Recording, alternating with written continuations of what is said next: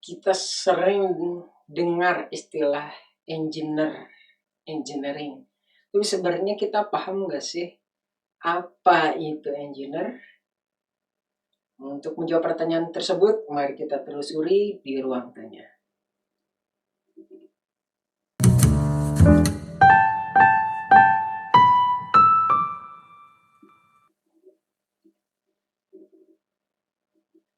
Assalamualaikum warahmatullahi wabarakatuh. Langsung saja kita membahas gitu ya. Apa itu engineering? Nah, engineer dan ingenius itu berawal dari kata yang sama, yaitu ingenium, yang bisa diterjemahkan menjadi talenta. Nah, talenta ini awalnya digunakan untuk membuat mesin peperangan pada zaman itu ya. Kemudian setelah perangnya usai, masa damai, nah talenta itu baru digunakan untuk keperluan sipil. Nah, jika tadi talenta itu adalah engineering, maka membuat mesin peperangan atau kebutuhan peperangan itu bisa kita istilahkan dengan military engineering. Dan untuk keperluan sivil, sebagai pembeda dengan military engineering, makanya kita beri nama dia civil engineering. Dan civil engineering ini diterjemahkan ke bahasa Indonesia menjadi teknik sipil. Nah, hampir semua kampus engineering gitu ya, pasti jurusan tertuanya itu adalah teknik sipil. Gara-gara ini gitu ya, karena memang teknik sipil itu adalah engineering tertua setelah military engineering. Nah, lalu gimana sih perjalanan dari military engineering ke civil engineering? Nah, berikut sedikit sejarahnya gitu ya. Tahun 1716 itu dibentuk Civilian Engineering Corps di militer gitu ya, di mana tugasnya dia adalah mensupervisi perancangan dan pembuatan jembatan dan jalan. Baru beberapa puluh tahun selanjutnya gitu ya, tepatnya pada tahun 1747 dibuat, nah ini bahasa Inggris, bahasa Perancis lah, baca sendiri ya, di mana sekolah ini ditujukan untuk melatih anggota dari CEC, Civilian Engineering Corps. Dan baru tahun 94 itu ada École Polytechnique. Dia adalah salah satu pionir sekolah engineering. Dan École Polytechnique ini masih ada sampai sekarang ya, dan termasuk universitas yang prestige. Jadi seperti itu, memang dari military engineering, dari militer baru nanti bergerak ke arah sipil. Lalu sebenarnya civil engineering itu sudah ada dari lama ya. Misalnya pembuatan piramid, yang kata orang piramid ini adalah makam, tapi saya menemukan paper gitu ya bahwa piramid ini sebenarnya pembangkit listrik. Nah, mudah-mudahan kita sempat membahasnya gitu ya, kenapa piramid ini pembangkit listrik. Dan kemudian pada zaman Romawi itu sempat dibuat aqueduct Nah, ini sistem irigasi gitu ya, tapi di atas tanah. Mungkin ini kayak jembatan, tapi itu adalah jembatannya bukan jalan ya, tapi aliran air. Nah, itu sedikit sejarahnya mengenai engineering, tapi sebenarnya apa sih definisi formalnya? Nah, ini adalah pengertian engineering sebagai profesi dari Engineers Council for Professional Development. Engineering is the profession in which a knowledge of the mathematical and natural science gained by study, experience, and practice is applied with judgment to develop ways to utilize economically the material and force of nature for the benefit of mankind.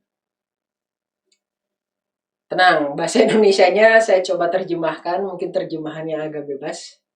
Engineering adalah profesi di mana pengetahuan matematika dan ilmu alam, hasil pembelajaran, pengalaman, ataupun pelatihan digunakan dengan kebijaksanaan untuk mengembangkan cara bagaimana memanfaatkan secara ekonomis, gitu ya. Kemarin bahas Thomas Alva Edison, lampu pijarnya itu berhasil ekonomis, gitu ya. Material pakai filamen karbon tipis ya, Edison. Dan hukum alam demi kemaslahatan. Wah, tadi yang benefit to humankind diterjemahkan demi kemaslahatan. Nah, itu definisinya ya. Yang ditandain warna itu adalah kata kuncinya. Kalau saya sih definisi singkatnya ya, engineering adalah aplikasi matematika dan ilmu alam demi kemaslahatan. Sesimpel itu sih kalau saya ya, engineering.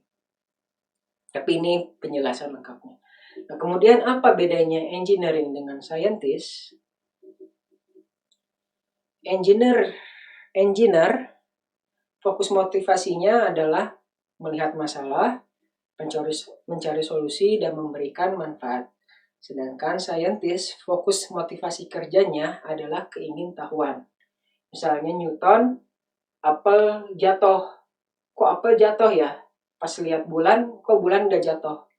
Nah, dia penasaran, langsung hasilnya adalah teori gravitasi dan kalkulus. Nah, kemudian matematika dan ilmu alam. Kalau engineer itu menggunakan matematika ilmu alam. Nah, kalau scientist fokusnya itu mengembangkan. Ya, kita tidak pernah mendengar teori Edison gitu ya, karena dia engineer. Tapi hukum Newton kita dengar karena Newton adalah scientist. Lebih berat ke scientist. Tapi sebenarnya engineer dan scientist tidak bisa dipisahkan begitu saja. Karena memang di antara keduanya pasti ada overlap, dan jika tidak gitu ya, atau menghadapi masalah yang kompleks, mereka itu butuh teamwork, bekerja sama. Nah, selanjutnya kita lihat proses perkembangan jurusan-jurusan teknik gitu ya, atau engineering. Nah, secara umum engineering itu menjadi bisa dibagi menjadi 4 jurusan besar ya, teknik sipil, teknik mesin, teknik kimia, dan teknik elektro.